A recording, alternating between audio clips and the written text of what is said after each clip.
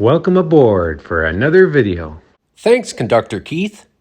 All right, so we have Michael here today, and the purpose of today's video is sort of bittersweet. It's a decommissioning of the Garden Planter Railway. After years of great use, yes, dog, I know. It's got to go because we're moving. Oh, really? This video is going to be a video of firsts and a video of lasts. Michael has come over here and run his trains on my layout quite a few times. He's never run a train on here. So it'll be the first and last time Michael will run one of his trains on my Garden Planter Railway. It'll be the first and last time I will run my new larger Swift 16 equipment on this railway. My friend Dave's Billy steam locomotive by Roundhouse, which I still have and I have to send it to him. Before we send it, it's going to have its first run on this railway, but it's also going to be the engine that's going to have the honor of being the last run on the Garden Planter Railway. And when we're finished running today, we're going to start taking up the track. And I don't know who put the nuts and bolts here, but as Michael just said, it fits the aesthetic. So the railway backstory, the fictional railway backstory, is that this branch line is no longer profitable. If you saw my second to last run video of the Garden Planter Railway, I mentioned how it's soon going to close as being unprofitable. You know, we have a serious grow over here in the siding. The goods shed that was here has now been torn down. This cafe location that was a favorite of Henry and Marge's is now gone. Steve and Allison's little cottage here has been actually removed intact and moved to a new location. Here's a couple of snippets from the history of this Garden Planter Railway. If you have never seen any of my Garden Planter Railway videos, it sort of proves you don't need a lot of space. It's only 6 by 8 feet. I can have my Garden Railway ha-has without having to get on my knees. We are moving literally across the continent of North America this summer. And when we get there, a project of mine will be to build another Garden Planter Railway with some of the lessons I might have learned from this one. Before we carry on to today's running, here's a bit of history about this railway. Let's see, is it right? Yeah, perfect. And he's done all these. The first iteration of the planter was 32 millimeter gauge track raised this way in a deeper planter.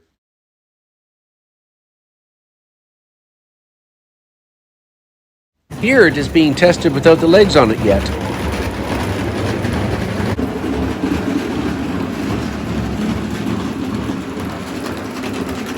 The legs are on here, but we're awaiting soil and a switch point for the siding. Here's my old 1920s Bassett-Lowke, and here's my old 1930s Bowman.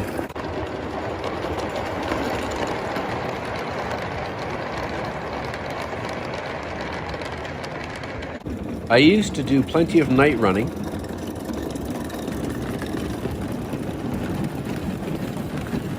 Then winter came.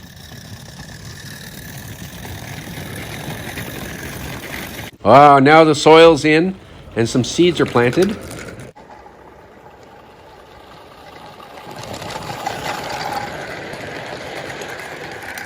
Oh, it didn't take long before it got lush. Eventually, I started to convert some of my Lionel, Mike's Train House, and K-Line electric trains to onboard battery power.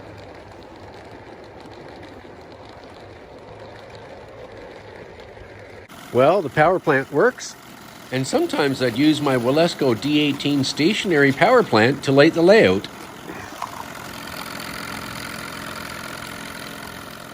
And over here, this works too.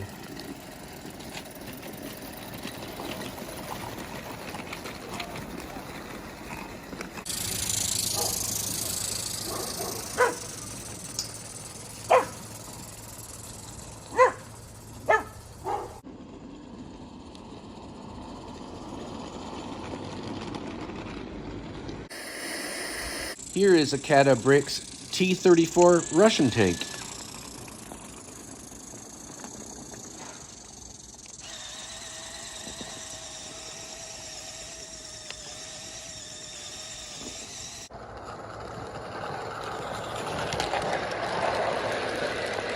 Here is a parade of formerly 3-rail toy trains, now operating on battery on 2 rails outdoors.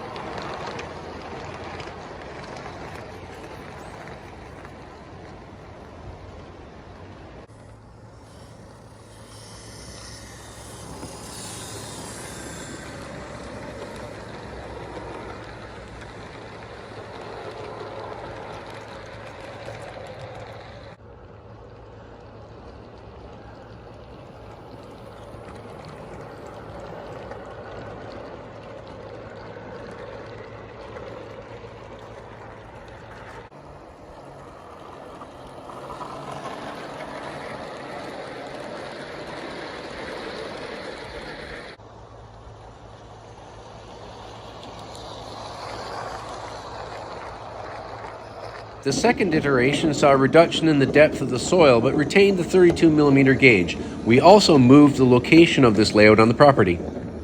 You can clearly see the western red cedar I used for track bed.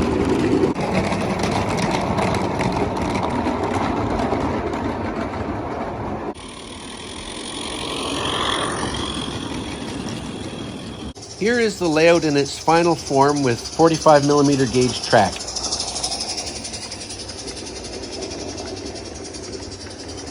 You can see that some of my live steam locomotives have gauge adjustable wheels.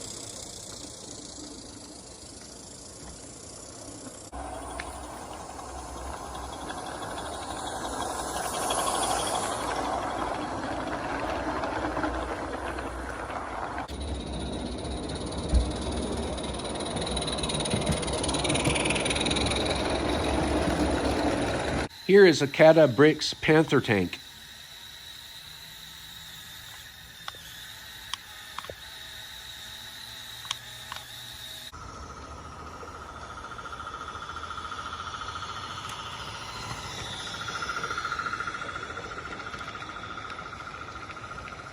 Yes, you can tell this railway's been economically depressed. Here comes Michael's train. It's we actually had to clear out a little of the main line here because it was pretty overgrown. This is my Aristo-craft 280. It has a custom 3D printed cab, which I did partly to backdate it and partly because it's built to 1/24th scale, while the rest of this is 1 to 22.5. So I wanted a slightly larger cab so it would look better with the rest of my rolling stock. It does have RC in it. It's got I think a 10-cell nickel metal hydride pack in here, and RC car controller modified so that it will maintain its speed. Cool. So you also painted this locomotive? Yes, I did. The blue on the boiler is a custom mix of acrylic paint that I just brushed on and then sprayed a clear coat over. Same thing with the wood on the cab. The rest of it is just Rust-Oleum spray paint. The lettering was done with a digital label maker, so it's sort of a Scotch tape-like material. You just punch in the thing and it prints it out. It's not ideal for train lettering because the decals don't really sit over rivets. They're pretty thick. Yeah. So I actually sliced off the top row of rivets on the tender to create a flat surface that I could put it over. Well, it looks great. I see Michael's brought my favorite rail car of his, the one with the spelling mistake with 20 delicious rioters. We love that. Oh, Henry, isn't it sad? Isn't it sad this railway will close? I know what you mean, Marge, I know what you mean, yes, but things change and progress happens, and then apparently the Penncross Railway of Vancouver Island has bought a short line in Ontario. So there's going to be the Penncross Railway of Vancouver Island, Eastern Ontario Division. And of course the fryer's here. Well, actually this is Keith's fryer, don't tell anybody. My fryer is packed in a shipping box, but I just happen to have Keith's fryer here to stand in today. I will leave a link to Keith's YouTube channel and Michael's YouTube channel in the description to this video.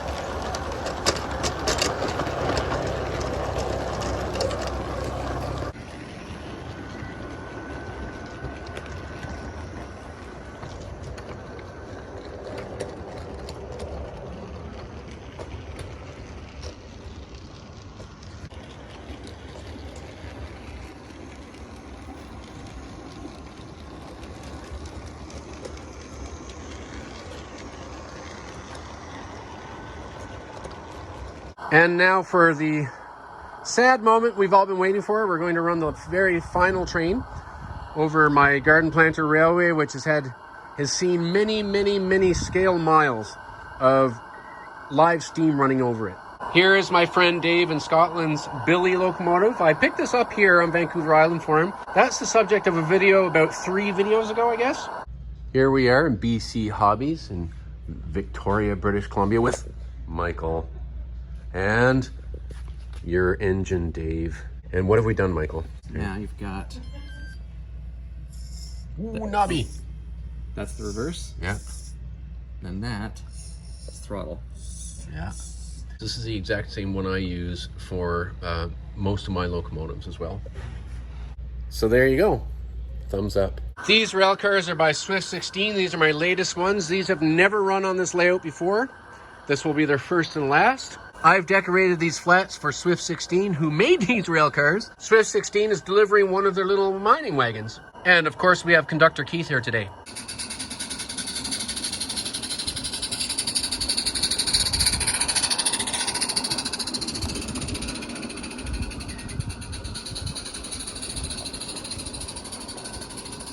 All right, there's proof that Michael's had a go at driving Dave's engine. I'll leave a link to Swift 16's website in the description to this video. Also to Dave's YouTube channel.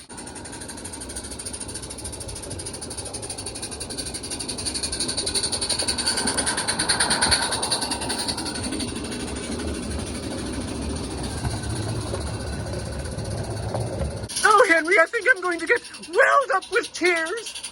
I know what you mean, Marge. I know what you mean. All the times we sat here at the cafe.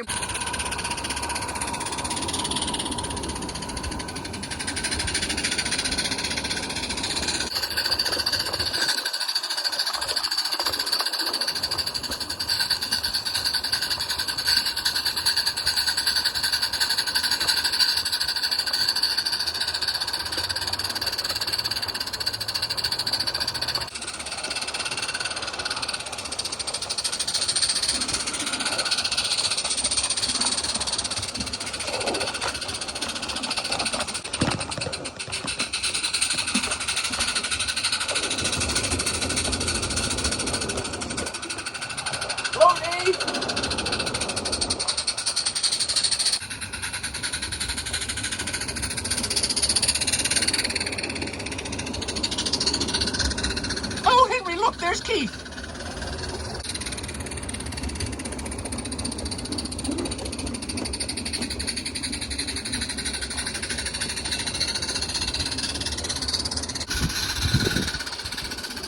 This is an awesome engine. I drive faster than Michael drives. See if I can go Michael's speed.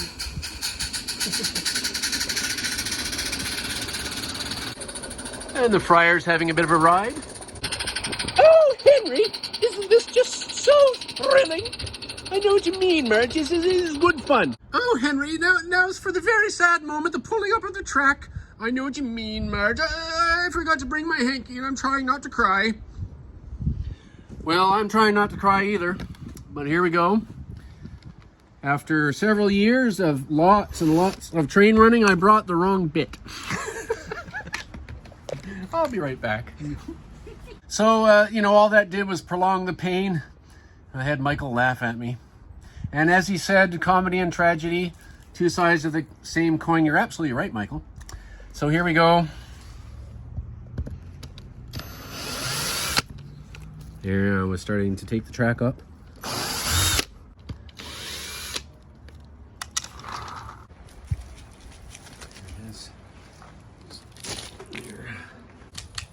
So today there's a trade. A bunch of this track is going to Michael, who is giving me in return the maintenance away car here, so I can put Kobe tanks on it. So as you can see now that this is up, this is Western Red Cedar, which is highly water and rot resistant. It actually gets harder when it's in water for a while. And so this is what I used as a base to lay the track on, and I put the soil all around. Well, there you have it. Next step, which I won't do on the video, is to tear the whole thing apart. But it's sad. I'm feeling a little bit of a pinch in my gut. But anyway, thanks for watching the video. Please like, subscribe, and more importantly, share this video so we can help encourage the growth of our hobby. Well, it's Terry and Michael signing out for today. See ya.